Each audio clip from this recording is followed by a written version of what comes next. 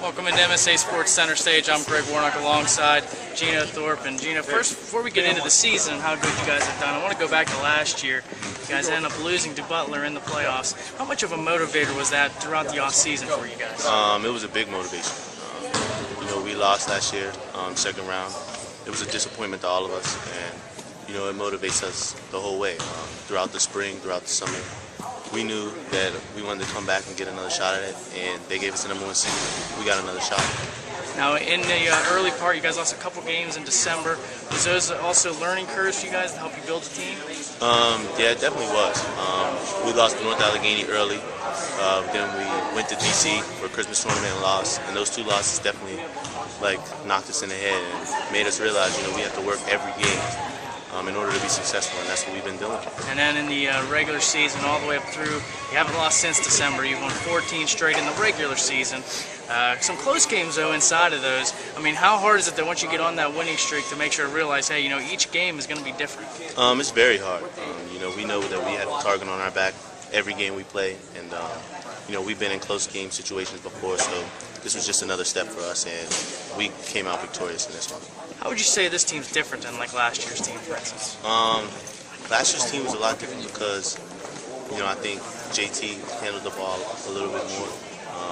We had a couple more seniors that stepped up, but I think this year we're a lot experienced. We know what it's like to lose early, and we definitely don't want to do that. And we definitely have more experience this year. Opening round of the WPIAL Championship, you guys won a close one over McKeesport, but it was you guys were down at the half. What were you guys talking in the halftime in the locker room? Coach was basically telling us, to be patient.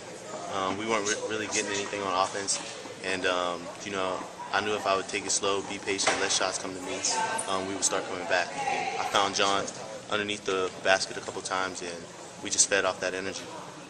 And then you had a couple big threes, and those 3 straight threes, as a matter of fact. Were you starting to find your rhythm a little bit? I was. After I had the N1 and hit my first 3, I definitely started to find my rhythm. Yeah. What's the overall? You guys are very talented overall, of course. What do you think? Is the sky the limit for this team? Yeah, it really is. People talk about us winning a WPIAL championship, but we're not satisfied with that. We want to go to states, and we're just trying to do all that we can to make it as far as possible. Now you're sporting the gear. You're going to be heading to Penn State. Now, what made you make that decision to go to the Nittany Lions? Pat Chambers out of Villanova was recruiting me when I was a freshman, and once he moved, he went to Boston. Then went straight to Penn State. I knew it was close to home, and I was real close with Pat Chambers. And then once I committed, it opened up for other recruits like Brandon Austin out of Imhotep High School. He's from Philly. Brandon Taylor's from Philly. And they made other players commit too, so I'm glad with my choice.